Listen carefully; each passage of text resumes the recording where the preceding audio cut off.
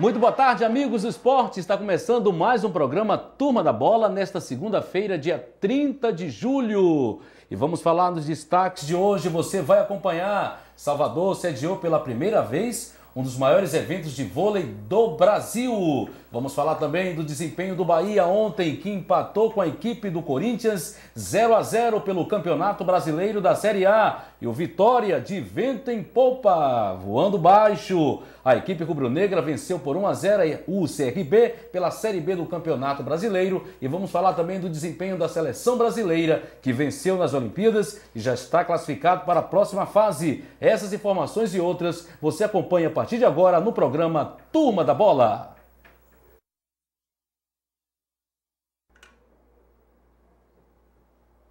Muito bem. Então...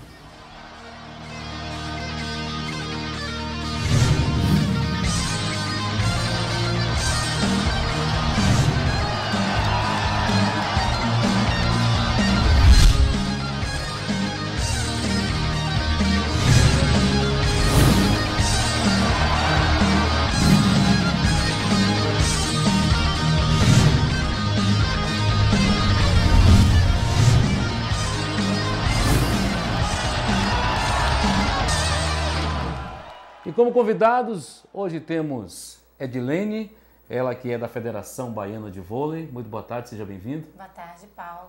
Obrigada pela oportunidade. A Federação Baiana de Voleibol agradece. E eu espero contribuir com as informações que nós estamos trazendo aqui em relação ao voleibol no estado da Bahia. Pronto, a gente vai falar do voleibol daqui a pouquinho, um evento que aconteceu esse final de semana em Salvador. Também, Luiz Alberto Pereira está conosco aqui, vai falar também daqui a pouquinho sobre o Bahia, sobre o Vitória, enfim, o que aconteceu esse final de semana, sábado e domingo, onde as equipes baianas que participaram dessa competição, Bahia pela Série A e o Vitória pela Série B no sábado. Boa tarde, seja bem-vindo também, Luiz Pereira. Boa tarde, Paulo, boa tarde, amigos. O Vitória jogou bem, uma partida emocionante, que teve tudo que o torcedor gosta de ver. Gol aos 40, gol de Neto, casa cheia. O Vitória jogou muito bem, a despeito de ter o seu treinador inventado mais uma vez. Daqui a pouco a gente fala mais sobre isso. E o Bahia jogou ontem para o gasto, jogou para não perder. Essa é a grande verdade. Muito bem, agora vamos falar do vôlei, um grande evento esse final de semana, pela primeira vez aqui em Salvador, sediou um evento nacional. Viviane Rezende esteve por lá e passa pra gente a reportagem do que aconteceu. Do voleibol lotaram o Sesc Aquidabã durante o final de semana para prestigiar o maior evento nacional da modalidade, quando o assunto é número de clubes participantes. A Liga Nacional de Voleibol é dividida por regiões. Esse ano, além da Bahia, que recebeu a etapa nordestina, a competição foi realizada nos estados do Acre, São Paulo, Santa Catarina, Paraná, Mato Grosso e Amapá.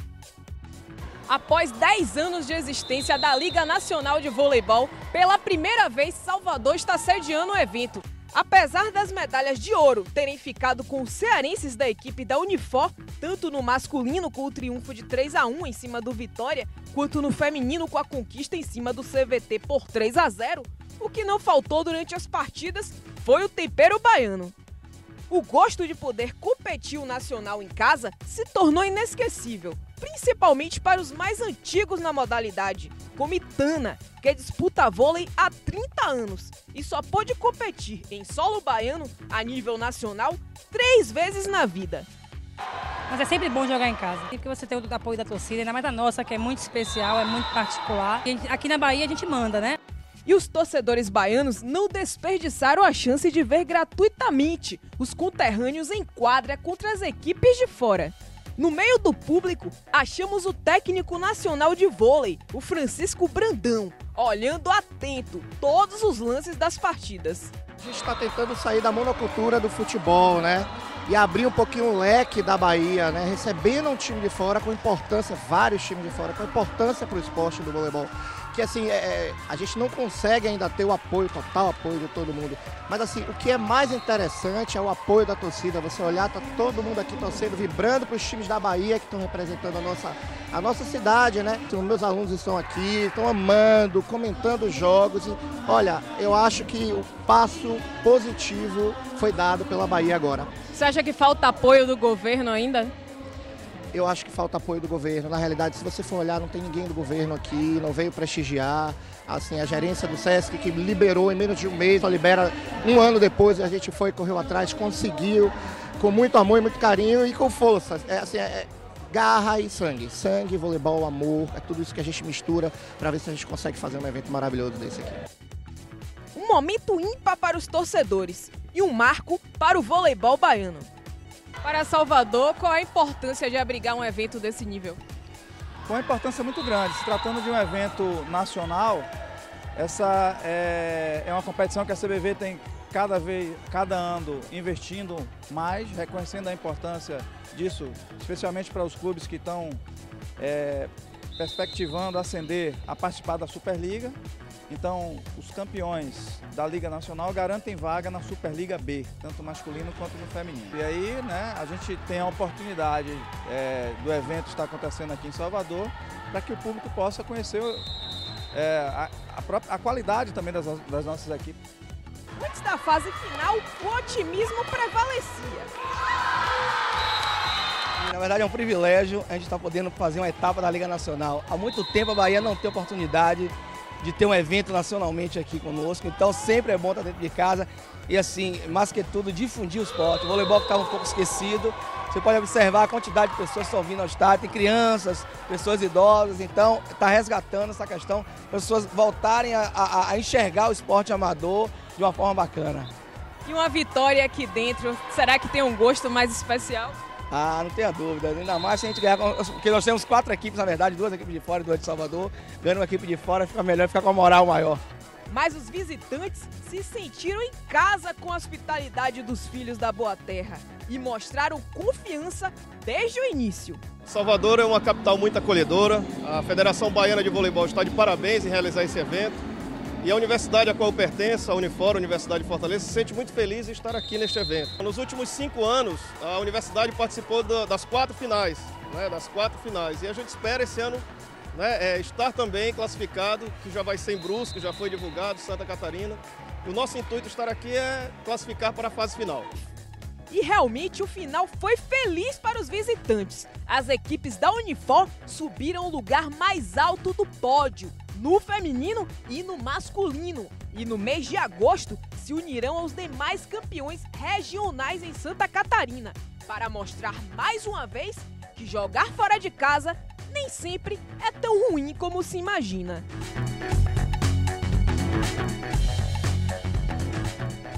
Tá aí uma belíssima reportagem da Viviane Rezende. Estamos aqui, portanto, com a Ediline Andrade, ela que é diretora financeira e de arbitragem da Federação Baiana de Voleibol.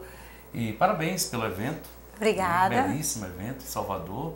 E Salvador, no cenário, sempre na rota dos grandes eventos de vôlei. Pois é, a gente não pode deixar Salvador, Bahia fora, né? Nós temos um estado belíssimo, ele está sempre na música, na dança, no teatro, sempre aparecendo.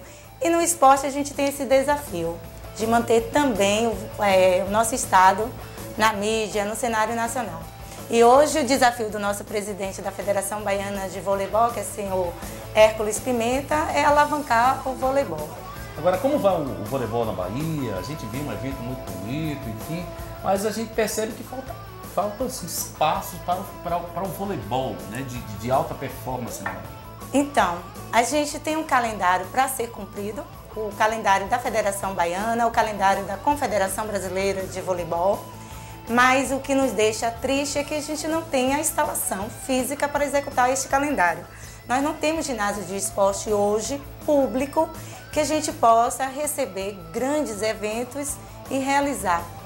Esse que a gente acabou de realizar agora, que foi o da Liga Nacional, ele estava assim a ponto de voltar para outros estados. Porque o desafio era aonde colocar este evento. A gente não tinha ginásio de esporte. E aí nós batemos em porta até que o SESC nos acolheu, aceitou o desafio e nós conseguimos sediar este evento que até o momento nós só estamos recebendo grandes elogios. A organização... Se não fosse lá no SESC, não haveria o evento? Dificilmente. Haveria a possibilidade dele não ser realizado em Salvador. O SESC, ele cedeu as instalações. Se ele não cedesse, a gente tentaria em outros locais, mas a gente também havia tentado e outras instituições que teria ginásio nos negaram, né? Mas graças à boa vontade dos administradores do Serviço Social do Comércio, a gente não deixou esse evento escapar. Para fazer um evento desse, a gente percebe que é uma engenharia tremenda, né? Você tem custo. Como é que foi? Teve algum apoio do governo do estado, do governo municipal, enfim. Como é que foi para vocês montarem essa engenharia para trazer várias equipes para Salvador, num espaço como esse? Como é que foi feita toda essa organização? Bom, o primeiro passo, quando a gente teve a sinalização positiva da Confederação que o evento ia acontecer aqui, nós elaboramos um projeto, encaminhamos para a secretaria que administra o esporte no estado da Bahia e nos foi negado recurso público para nos ajudar a fomentar esse espetáculo. Qual foi o argumento que o governo usou para negar ajuda para fazer esse evento em Salvador? Olha, não tem assim, palavras que justifiquem. Ele foi negado e aí você pode falar que foi o tempo, que não foi hábil. Então assim, faltou boa vontade, certo? De realmente destinar recursos públicos para sediar este evento. Porque nós sabemos que o esporte também é responsabilidade do Estado. Como vai o voleibol na Bahia hoje, né? Em termos de incentivo, de quadras, de ginásios? Fala pra gente, vocês que vivem a realidade na Federação Baiana de Vôlei, qual é a avaliação que vocês fazem desse momento que vive o voleibol na Bahia? O voleibol é carente de espaço para a prática. Nós temos espaços privados. Esse ginásio que tem Cajazeiras, Valéria, aqui na Gal Costa, a gente vê a propaganda do governo que se fala que tem esses ginásios. O que acontece de fato? São ginásios para alta performance? Qual é a avaliação que vocês fazem? Olha, por quê? Tem os ginásios. Eu vejo as propagandas por aí, você vê também, né, Lula? Todo mundo vê. Sim. Existem aí. Existe ou não existe? Olha, ginásio, com o conceito de ginásio que acolhe, que possa acolher a mídia, que possa acolher um público expressivo, acima de 3 mil pessoas, nós não temos. Como o SESI aí, o SESC, né? O SESC. Isso aí está nos padrões. Ele se aproxima do padrão, ele não se distancia. Ainda não é o ideal. Mas o que o governo nos oferece hoje não dá para realizar um evento de grande porte. Para você ter uma ideia, o ginásio tem que ter uma altura mínima de 7 metros, porque nós sabemos que a velocidade na execução do gesto técnico do voleibol, ele necessita de um espaço aéreo grande. E quando a gente encontra os ginásios que o governo do estado da Bahia oferece para a prática de esporte amador como o voleibol, a gente se depara com um espaço que não é adequado. Então quer dizer que ele é adequado para crianças de 7 a 14 anos aprenderem a jogar voleibol. Escolinha. Mas nós não podemos trazer aqui um evento desse porte que foi o evento da Liga Nacional. Nós estamos com vários eventos de grande porte que a Confederação Brasileira pergunta se a Bahia quer receber e a gente, infelizmente, observa que a gente não tem o necessário, que é o equipamento público, o que é o ginásio de esporte. A gente não consegue acolher esses eventos. Cajazeiras é um ginásio? Eu não considero um ginásio para a gente realizar eventos de grande porte. Valéria. Ele tem um título de ginásio para desenvolver voleibol, outros esportes, em relação à iniciação. Nós estamos falando aqui de eventos de grande porte. Não, a ideia que a gente tem do ginásio... De esporte de alto rendimento. A Bahia, ela é carente para desenvolver alto rendimento. Você querer identificar um jogador baiano para jogar no cenário olímpico, como nós estamos hoje assistindo às Olimpíadas. A Bahia pode hoje ser representada lá nas Olimpíadas no voleibol indoor? Não. Por quê? Porque nós não temos este equipamento, nós não temos centro de treinamento para poder trabalhar com esses atletas. Então quer dizer que na realidade são galpões cobertos que diz que ali é um ginásio de esporte. Esse é um conceito que, quando você se depara com o que você vê, você chega a uma conclusão diferente daquele conceito de ginásio que a gente encontra no dicionário, que a gente encontra quando a gente está com o evento para executar.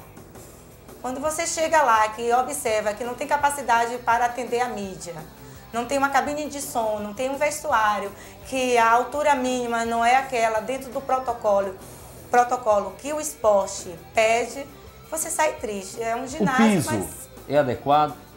Não estou dizendo isso. Esse aí, piso... a gente agradece ao SESC, né? Se não fosse o SESC, seria muito difícil. Nós não temos um piso de madeira, nós não temos um piso que tenha uma certa segurança para os atletas. Nós temos piso de cimento cru, pintado. Isso oferece risco de fraturas, de lesões, assim, gravíssima para os atletas. Nós não podemos colocar atleta para jogar naquelas condições, que você sabe que numa recuperação de bola ele pode vir a causar um problema sério, até às vezes irreversível para o seu corpo. Então tudo isso, segurança do atleta, o bem-estar do atleta, o bem-estar do público, é uma preocupação de quem administra o esporte no estado.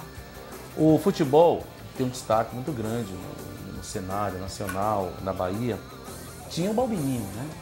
E hoje está a construção do estádio da Fonte Nova, a Arena Fonte Nova, mas vocês do vôlei, já sentou com vocês dizendo que haveria uma contrapartida ou algo para poder suprir, porque o Balbininho não existe mais?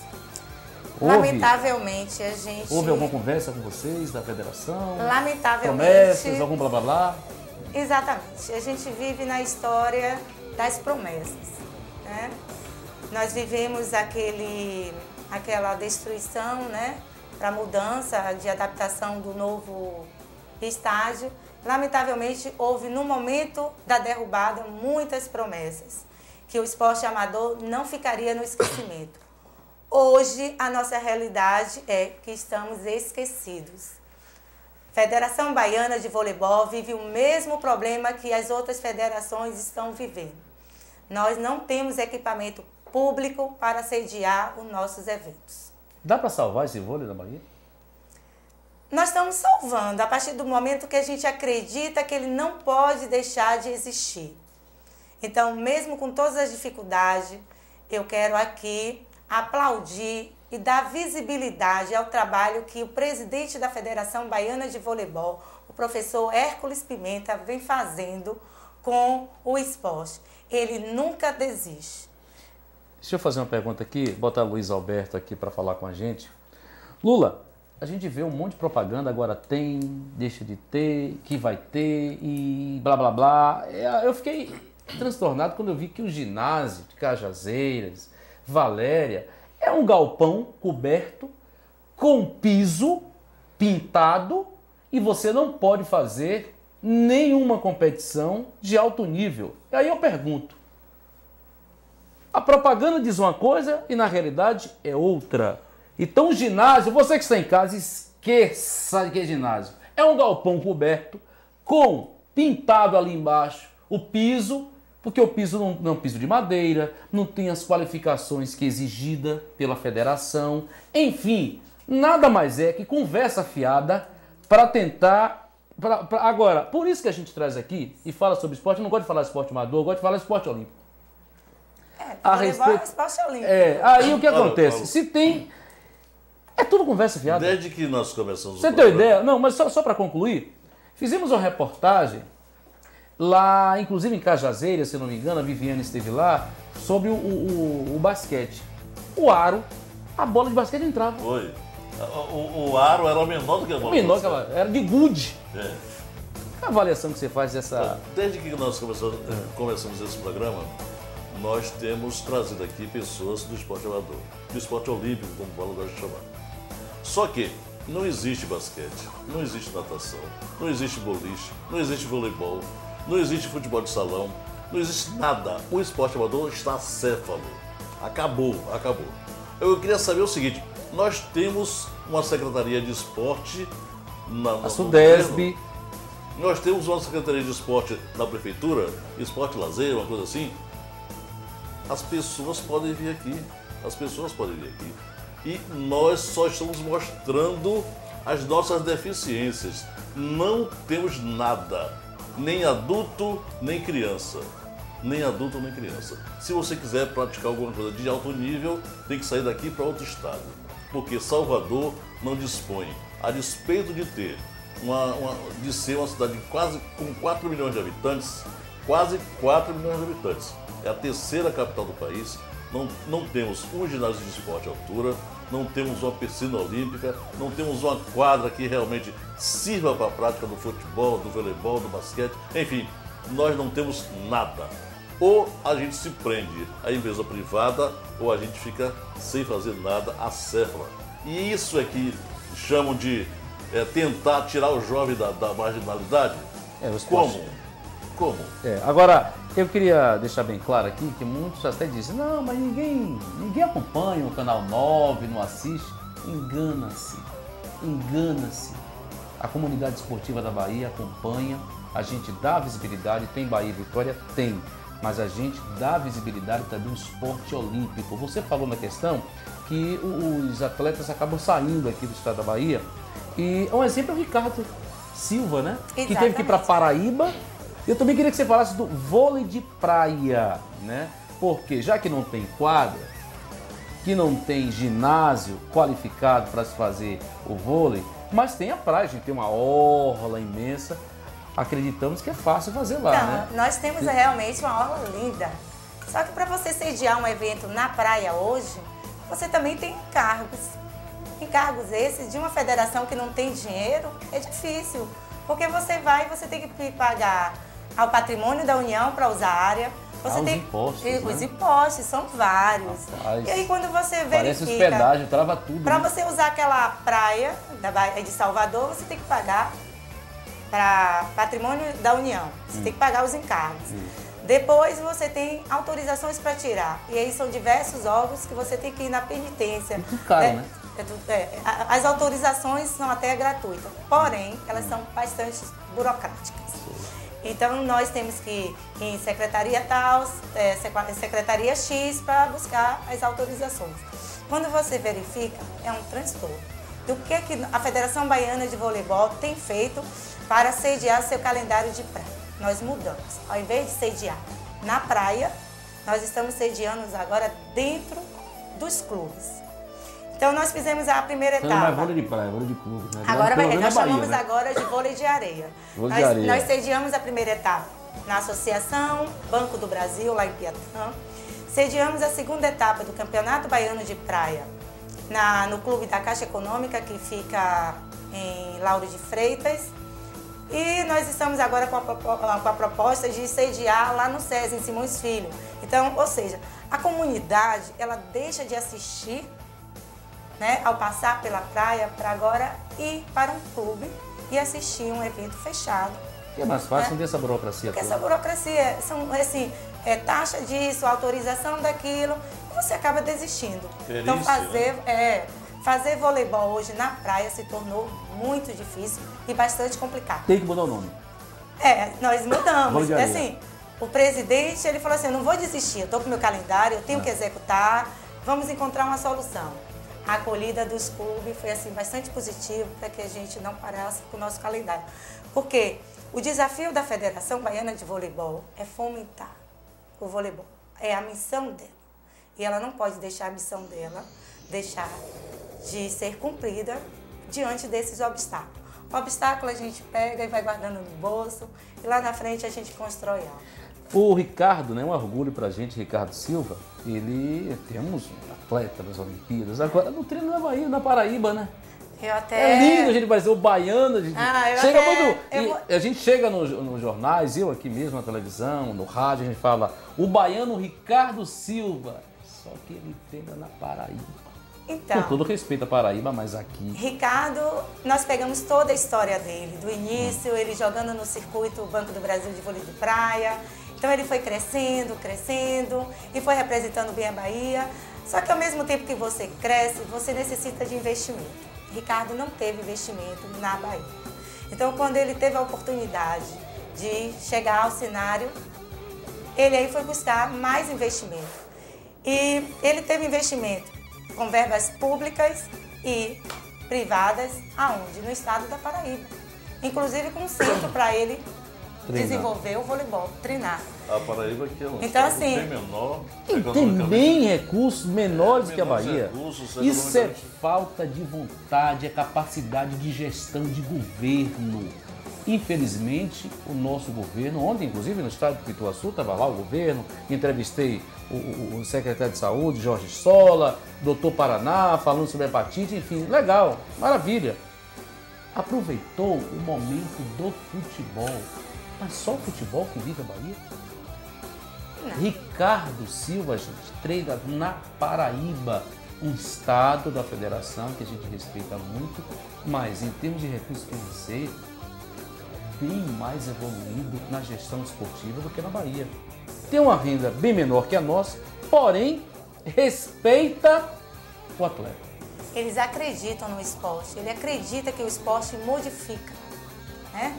Ricardo, inclusive, está participando dos Jogos Olímpicos. Você pode observar que ostenta na mídia o tempo todo. O baiano está nos Jogos Olímpicos. Mas o que a Bahia tem feito para os nossos atletas? Nada. Infelizmente, a gente não pode tentar esconder a verdade, né? Tem uma garota que, a gente tem uma matéria aqui que falou dos jogos escolares, que ela corre descalça. Porque o prefeito da cidade aí de Ubaitaba, eu não sei, o Baíra, não deu o sapatinho para a menina correr, de 16 anos. E entrevistamos aqui o pessoal da Sudeste, disse, não se preocupe, ela vai representar em Montes Claros a Bahia e também em outro estado, não se preocupe porque ela vai correr com a sapatilha. Mas por que não deu antes? É isso que a gente fica indignado, porque tanto o governo municipal como o governo estadual nem se lixa para o esporte olímpico, o esporte amador. Vivemos única e exclusivamente de Bahia e Vitória. Mas é assim, não adianta botar a polícia na rua. Se você não tem uma inclusão, o esporte tem esse papel de educar o cidadão, de educar a criança. Mas infelizmente a gente fica no blá blá blá e só numa mídia mentirosa falando que vai bem, que tem nada, Etilaine. E aí a gente fica o quê? Você acha que dá para salvar alguma coisa aí? Nós não podemos desistir. O papel da família é bastante importante. Para você encontrar um atleta hoje no cenário nacional, teve a participação da família. A família tem que acreditar, apesar de ter esse descaso político, mas a família também hoje é que nos ajuda a fomentar o esporte na Bahia. Nós temos os patrocínios, né? É a família ajudando no uniforme, no calçado. Nós sabemos das responsabilidades que os governantes têm. Nós sabemos que nós pagamos os impostos, nós fazemos a nossa parte. Mas se a distribuição não é feita da forma séria e respeitosa como deveria ser, lamentavelmente a gente tem que ouvir, né, e ver que poderia ser diferente. E o esporte não pode, né, deixar de desempenhar o seu papel. Nós sabemos o poder que o esporte tem, que é o poder de transformar e de ajudar. Né? Nós sabemos que ele ajuda e ele transforma. Agora, nós sabemos também que as pessoas têm que acreditar mais. Começando dos políticos, as grandes empresas, que nós temos a lei de incentivo do esporte, e nós sabemos as dificuldades deles em investirem. Ainda tem uma cultura que a parte burocrática dessa lei de incentivo fiscal impede também que eles se sintam à vontade em investir no esporte. Tirando, deixa eu fazer uma pergunta. O vôlei, você me falou da questão do vôlei de praia, a dificuldade que se tem para fazer. Então pode-se dizer que o vôlei de praia morreu na praia? Não. Vai para os clubes? Não. Porque eu não posso afirmar assim que ele morreu na praia, porque a gente ainda pode contar com grandes empresas, a exemplo do Banco do Brasil, que investe bastante no voleibol, e nós sediamos no mês de fevereiro aqui o voleibol de praia. Nós recebemos um público bastante expressivo. O que eu afirmo é que a Federação Baiana de Voleibol, hoje, para desenvolver seu calendário de praia, ela encontra muita dificuldade. Então, para esse voleibol não deixar de ser praticado no nosso estado, ela tem ido para um atalho que é executado dentro do clube, porque a nossa máquina pública ela consegue criar obstáculo. Quando você vai colocar o evento na praia, pede tanta autorização que você acaba Mas é para empregar, se não tiver, não dá para empregar um monte de gente. Então precisa dessa burocracia. Edilene, a gente agradece, assim, infelizmente nosso tempo é curto, mas a gente agradece a sua participação, a gente torce e a gente, não se preocupe, vamos acender uma vela, vamos rezar bastante, para ver se aparece um anjo, um governo que acredite no esporte. Não é Bahia e Vitória, não. Bahia e Vitória se vira. Olha, a gente eu agradece. deixei aqui meu recado. Não sou o governo, mas vocês, empresários, simpatizantes do voleibol, procure a Federação Baiana de Voleibol. Nós estamos lá com vários eventos para acontecer e nós não temos ainda verba. Então, assim, se você pode contribuir com um pouco, vá lá, bate na nossa porta ou chama que nós passamos lá na casa de vocês. O importante é sempre acreditar que o voleibol, como os outros esportes olímpicos, também é uma ferramenta de transformação social. Muito obrigada. Mas antes, eu quero que você fale o nome das pessoas que contribuíram para esse evento no SESC. Pronto! Olha aí o nosso comercial. Nossos agradecimentos primeiro ao Serviço Social do Comércio, SESC, que nos deu a acolhida civil nas instalações. A Matiz Hotelaria, foi você que hospedou o nosso atleta. Também a Puama Sport Business, que também nos ajudou. E o Ateliê de Cortinas, que também foi lá e contribuiu. E nós conseguimos sediar esse belíssimo evento, que foi a Liga Nacional de Clubes. Edilene, muito obrigado. Eu queria depois que a gente participasse de um evento lá, convidar eu e Lu. Será que ainda temos esporte para jogar um vôleizinho? Olha, eu vou com a responsabilidade de colocar vocês na área VIP, dar um acolhimento bastante. Não, ele vai jogar. Ah, vocês vão O jogar? goleiro pular, né, Lula? Ah, nós estamos precisando de líbero. Aqui, ó. Edilene, muito obrigado, viu? Muito obrigada a vocês, uma boa tarde. Vou aproveitar e falar. Luiz Alberto, e aí? Será que a gente vai ficar o tempo todo na Bahia que Latinha? Virou a terra da Latinha? Lá tinha vôlei, tinha babuinho, não tem mais. Paulo, infelizmente eu vou repetir. Desde que começamos aqui o programa, que a gente traz pessoas ligadas ao esporte amador. E não tem uma só pessoa que diga assim, temos tudo, ou temos alguma coisa. Na verdade, as pessoas que têm vindo aqui dizem somente, não temos nada. Estamos naquele compasso de espera. Estamos esperando que a boa vontade de A, B e C. Estamos esperando que o governo nos ajude. A lei de incentivo fiscal existe, mas ela só pode ser usada quando tem evento. E para ter evento é difícil, porque não tem local para fazer evento. Então, quando tem burocracia, por exemplo, vôlei de praia. O vôlei de praia morreu na praia. Porque para fazer um evento na praia hoje é a maior dificuldade que existe. Você tem que armar aquela arquibancada toda. A arena. E a arena toda, e perícias, e bombeiro, e polícia militar. Não, aí ainda vai. Estou falando quando chega na prefeitura. Aí quando chega, o pior faz, né? O mais caro, o mais difícil faz. Agora, quando chega para pegar uma autorização, uma assinatura de alguém, aí complica comigo. Para fazer um comício, será que é a mesma coisa? Deve ser muito diferente.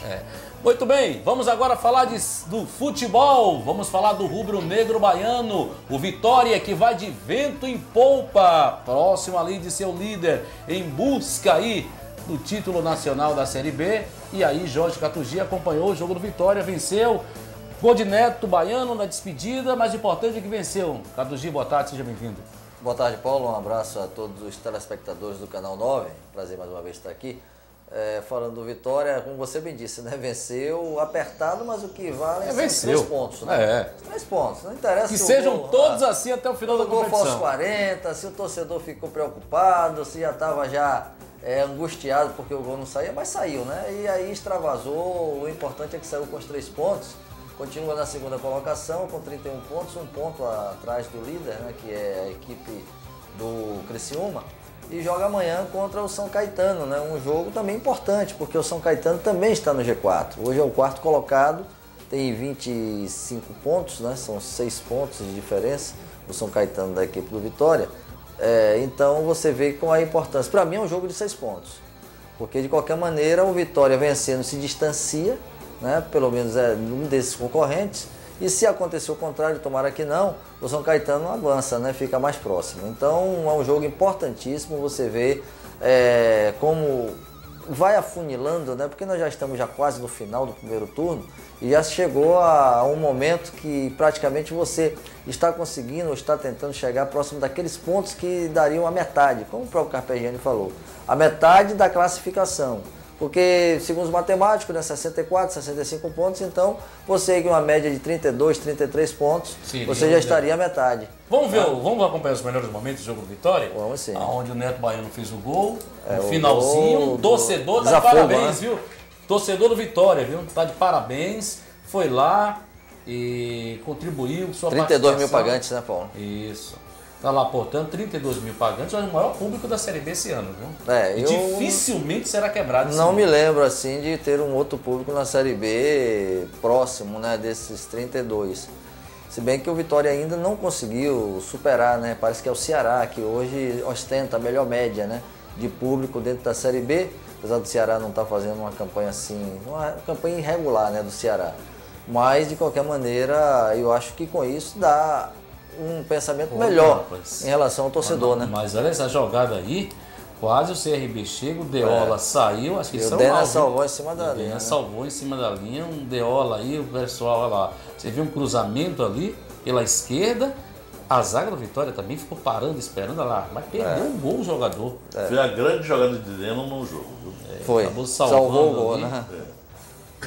Aí o Vitória vai pra cima. E aquele trombou ali com o goleiro. E sim, o Vitória, de uma certa forma, Catos e Luiz Pereira, você que comentou pela Toda FM, jogou bem, mereceu o resultado? Jogou. O Vitória jogou, foi um time de um jogo só, né? De um time só. 11 defendendo, né, do CRB e o Vitória atacando de qualquer jeito.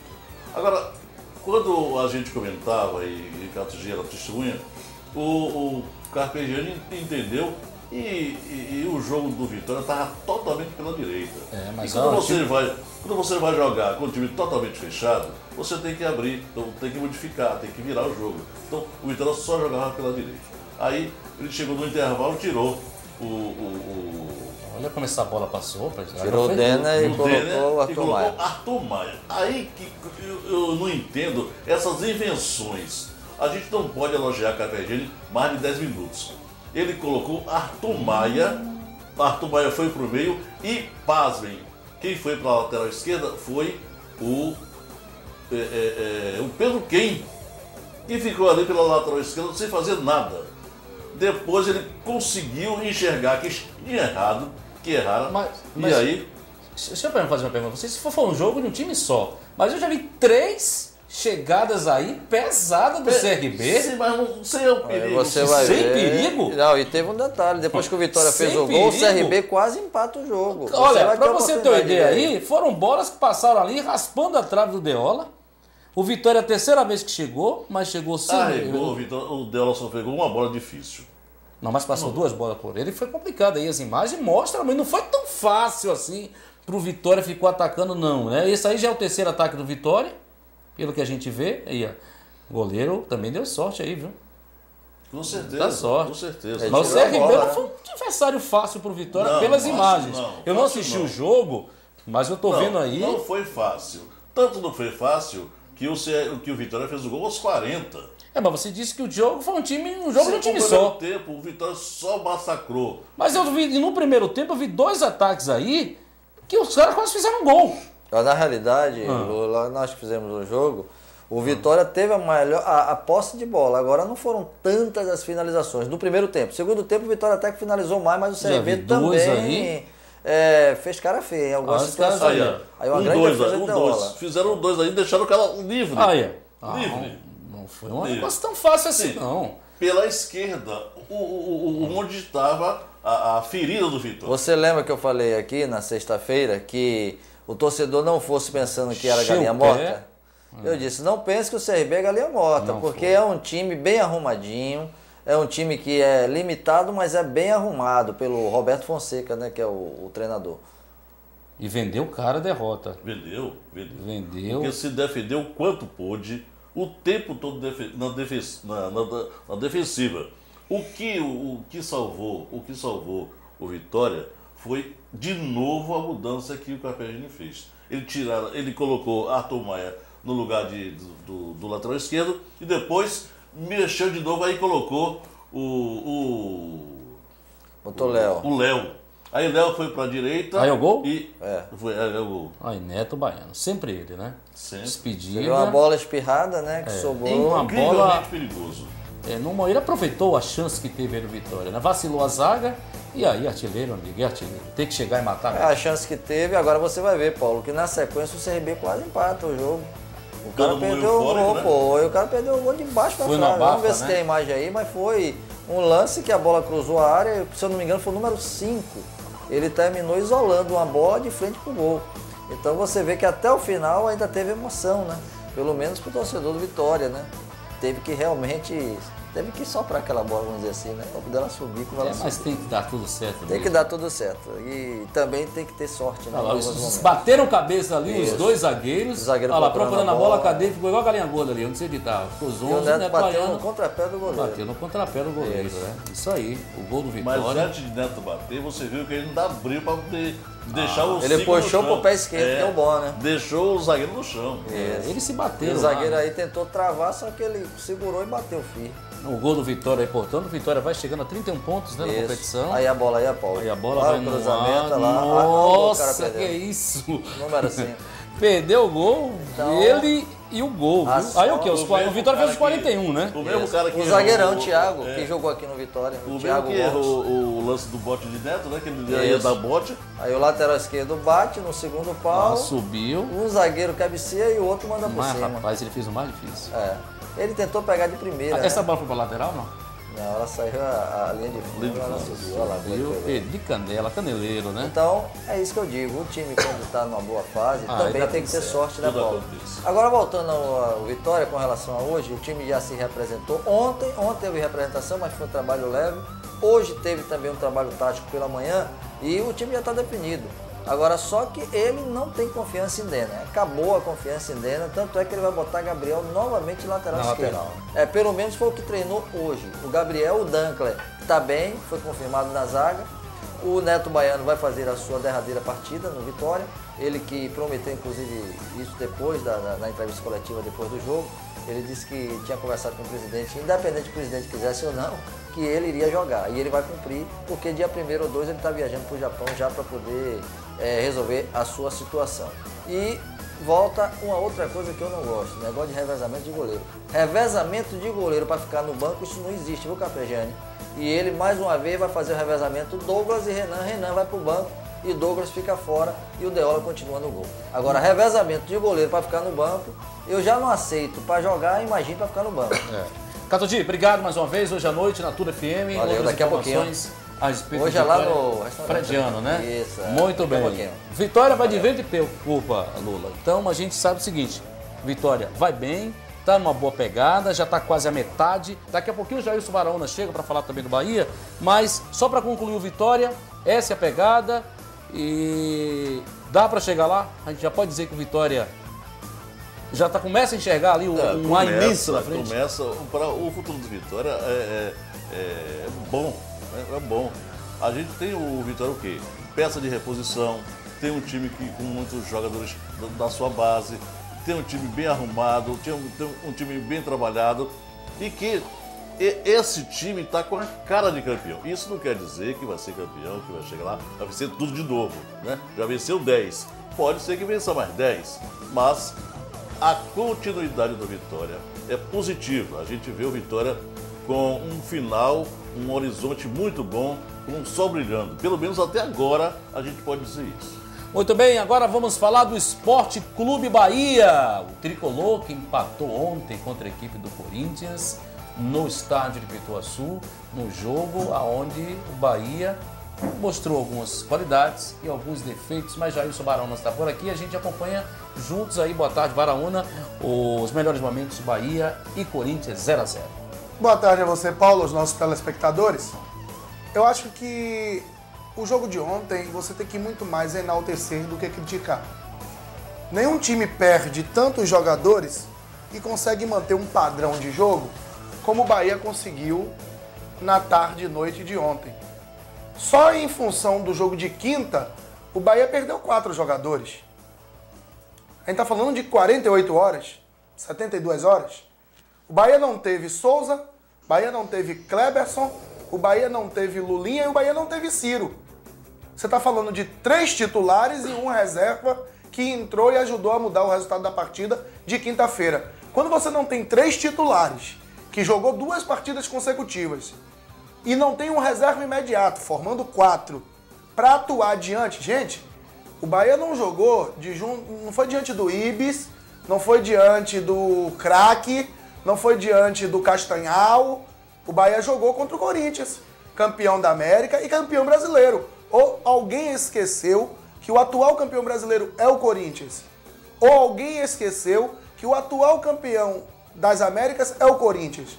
Se alguém esqueceu, favor aculturar-se um pouquinho mais e relembrar. Então o Bahia atuou contra um Corinthians que tem um sistema montado de jogo e que só perdeu efetivamente 2 peças. Uma, Alex, mas isso foi há 5 partidas atrás. Então Douglas já vem jogando há 5 partidas. Você não pode chamar Douglas de reserva, porque o Alex foi vendido, o Douglas é titular. E uma única ausência em função das últimas 3 partidas que o Corinthians venceu, a única ausência do time ontem foi o Emerson Sheik.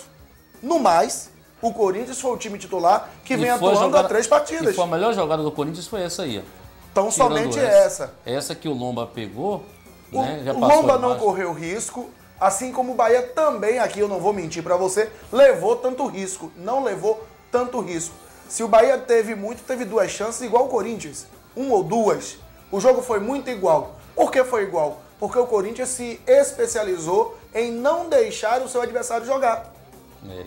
Ele não deixa o adversário jogar. Eu queria voltar aquele lance ali, se desse, mas para isso foi impedimento mesmo ali. Teve jogadores do Bahia ficaram reclamando. Isso aí foi a melhor defesa ali que o Deola fez. Tem 2 lances no segundo tempo, Paulo, que ficaram marcados pelo erro da arbitragem. Teve o impedimento do Avni, que foi dado inexistente. O jogador veio de trás e àquela altura ali, o Avni poderia rolar para o lado, bater para o gol, tomar um pênalti. E foi dado o impedimento, que não existiu.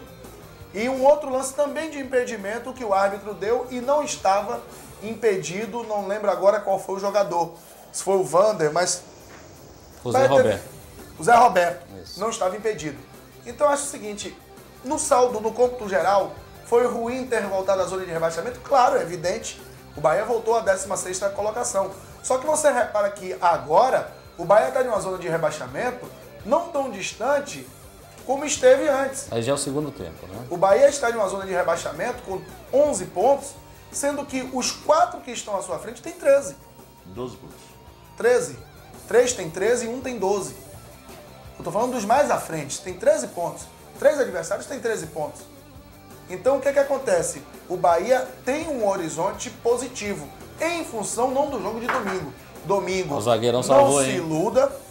Domingo, o torcedor, não se iluda, não se engane. É um jogo complicadíssimo, porque é diante do Grêmio, um Grêmio que está em um momento bom, dentro do Estádio Olímpico, certo? E cheio de reforços. O Bahia vai chegar lá, não é para enfrentar aquele mesmo time da Copa do Brasil, que era igual ao Bahia. Aquele time que jogou a Copa do Brasil era do top do Bahia. Hoje é bem mais Esse time agora, você tem Zé Roberto, você tem Elano, um time muito mais...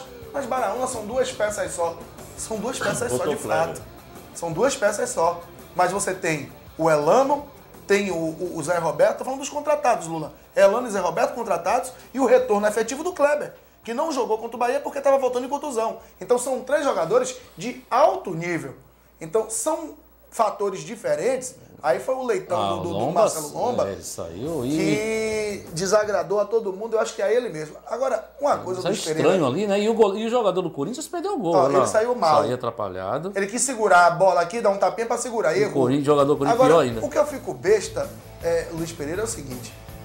O jogador tá em campo e tá vendo uma situação. E insiste. O Lomba ontem deu uns 8 chutes em direção ao Júnior. Júnior não ganhou 7. Eu não daria o terceiro, quanto mais 8 ou 10 chutes. É burrice. Porque quando você insiste demais, torna-se burrice. Essa insistência é burrice, Paulo. Ainda mais que o Bahia jogou contra o time que tem o melhor meio-campo do Brasil. Para mim, Ralf, Paulinho, Danilo e Douglas. o Douglas, que ficou no lugar do Alex, é o melhor meio-campo do Brasil. É como o Baralão disse, só faltou efetivamente no time do... O Emerson Sheik. O Sheik. É um grande time do Corinthians. E o treinador do Bahia disse muito bem. No intervalo ele disse, eu não queria tomar gol, porque fazer gol nesse time é muito difícil. E não tomei gols. Agora, eu vou partir para cima. Vou tentar partir para cima. Pelo menos ele disse no intervalo. Ele foi humilde e honesto, partiu pra né? cima com o Jones, com o menino da base também. É diferente. Ele não jogou com o Souza, não jogou com você enumerou ainda. No dia que o Bahia tiver essa gama de jogadores todos que não jogaram agora, ainda tem o Mancini e o Gabriel. Mancini, Kleberson, Gabriel, Souza, Ciro, Lulinha. É outro time mais competitivo. Madison na lateral direita. Não que Gil esteja mal, mas Madison vinha em um grande momento. Tem o próprio Coelho. São muitos jogadores. O técnico chamou a atenção ontem na coletiva pro Vitor Lemos, né? Vocês vão ver esse garoto que ele trouxe hoje pro banco, porque os treinos que ele vem fazendo são muito bons. Tem me impressionado e é um jogador interessante. Anotem o nome dele, o Vitor Lemos. Para o Caio Júnior chamar a atenção de um jogador que veio recentemente de Portugal, estava treinando há mais ou menos um mês, e tem uma semana, 10 dias com o Caio Júnior. Caio Júnior já observou a qualidade nele? Quem está falando é Caio Júnior. É o treinador do Bahia. Ele é meia. Ele é meia. Estava em Portugal, construiu sua história em Portugal, tinha uns 5 anos jogando, 5 a 7 anos jogando em Portugal. Aliás, desde 2005, 7 anos jogando lá no futebol português. E veio para a Bahia, foi avaliado durante um mês, foi aprovado, o Caio Júnior também desceu o crivo, e ele vem treinando bem. Torna-se mais uma opção. Eu discordo muito de muitos especialistas, Paulo, que falam o seguinte: Bahia tem que trazer jogador de nome. Nome não ganha jogo. Nome assusta o adversário. Mas quando o adversário, depois de assustado, vê que o bicho não é feio, ele vai para dentro. E quando vai para ganhar. Então não adianta você ter um nome em campo. Você tem que ter um jogador competitivo. Eu prefiro 3, 4, 5 jogadores competitivos do que um craque só no nome para ganhar o dinheiro da gente, levar, só ter a fama, e na hora que ganha, as entrevistas vão todas para ele, e quem ganhou o jogo não vai nem lembrar. O conjunto. Baraúna, e o Bahia, como é que fica preparado aí para o jogo? O Bahia representou, na realidade está finalizando o seu treinamento agora há pouco, né? Está finalizando agora, lá no Fazendão, representou agora à tarde, e o time volta a treinar amanhã, quando o técnico já monta a equipe para quarta-feira. Sendo que para quarta-feira, telespectador, ele já vai ter Souza, que pode jogar a Sul-Americana, não pode o brasileiro, o Ciro, que já poderá jogar tanto a Sul-Americana quanto o brasileiro, Lulinha, que só não pode jogar contra o Corinthians, tá ok o Lulinha, e não pôde jogar, e talvez ele já tenha o Kleberson à disposição, e há uma possibilidade para o Gabriel. São peças que retornam o tricolor para esse jogo diante do São Paulo, valendo pela Copa Sul-Americana. Jogo importante, 21h50, o horário é ordinário, mas infelizmente é o horário da televisão. Ela comprou, ela paga, ela escolhe. 21h50, sendo que o jogo de volta é 20h30. No próximo dia 22, certo? 22? É isso mesmo, dia 22. Outras informações do Bahia, Tudo FM. Daqui a pouquinho, na Tudo FM, às 8 horas da noite, na 102.5. A gente aproveita agora, falando de Bahia, falou de Vitória à noite, ao vivo pela Tudo FM 102,5. Você fica sabendo mais sobre o Bahia, sobre o Vitória, enfim, sobre o esporte na Turma da Bola. Um abraço a todos, tchau, tchau, até quarta-feira.